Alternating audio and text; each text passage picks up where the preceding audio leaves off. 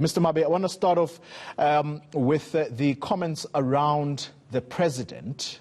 Some say he is wobbly, and some say that he is possibly being pressured, and that has given rise to these court challenges by opposition parties. How do you respond to that? Morning, Toli, and morning to your viewers.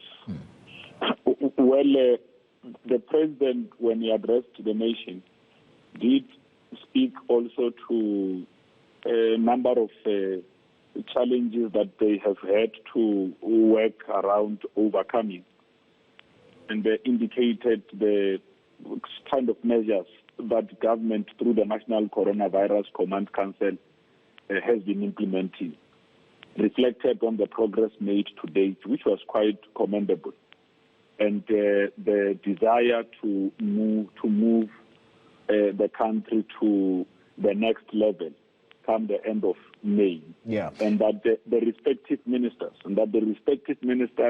would then be outlining the regulation, will then be going to outline. Can I move us quickly? I'm sorry to interrupt you, Mr. Mabe. Can I move you quickly and ask you to respond directly to the attacks on the president's leadership in as far as the lockdown is concerned?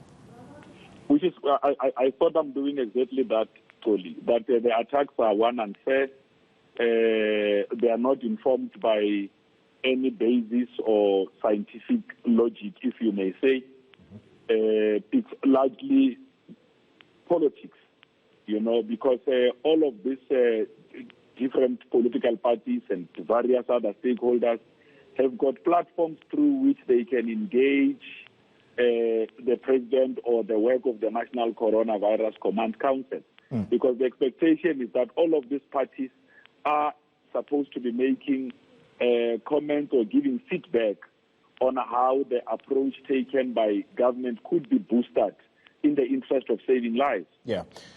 Let me ask you this question then, Mr. Mabe. The Freedom Fund Plus, it argues that the lockdown cannot continuously be extended in order to slow down the rate of infection in certain areas. That peak has got to reach that point at a particular time. Therefore, this lockdown, as it stands, it actually is unreasonable. And if anything, it risks condemning the poorest of this country into poverty and hunger. Well, Toli, I think that is rather unfair, given the progress that has been made to date, as reported or as per the feedback given by the president. They have shown that now contact tracing and screening and testing has since increased. More people have been tested in the country. There are also recovery cases and all of that. This is, but also our health system. Part of what this lockdown has done is that it has also allowed government to prepare our health system so that it is able to respond. Are we ready then? The rise in infection. Your assessment, are we ready to move to level 3 in terms of the state of readiness of our health system? Because level 3 does bring about a lot of relaxation of these rules, which will allow for even more people on the streets. Well, Toli, the fact that we are now even beginning to look at this from districts or metro point of view, and with the president even having said that it could be possible that how you ease the lockdowns might also differ area by area. So if we take that kind of an approach, then we are indeed ready. Because you'll have to look at areas that are regarded as your epicenters, where you have got higher infections and all of that. There could be other areas where you do not even have cases. What do you do there? You make sure that you limit travels in and out of those areas, so that you do not have local transmissions that could be coming through.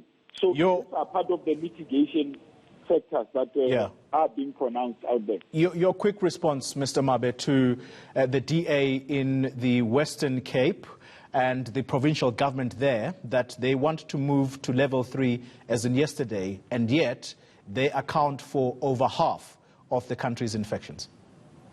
That should be quite worrying. I think our own members of the provincial legislature have effectively reflected upon this and showed, I'm talking about ANC members in this instance, and showed that this just goes to show how the complete disregard of humans' lives. How can you want to move to the next level when you are the epicenter with growing numbers of infections? You should be putting forward a plan that shows how people's lives are going to be saved. Yeah, but that's very contradictory, because you see, the president is also arguing for us to go to level 3, and yet you have provinces like the Eastern Cape that are going out of hand. But nonetheless, let's leave it there. Not only. Let me just correct that. Actually, the point I made earlier that this is you're going to have to start looking at areas, where you've got higher infections, and the president did say that when he addressed the nation. All right. That you might have to. Places might not necessarily be at the same level, depending on their level and rate of infection. All right. Mr. Mabe, thank you very much for your time.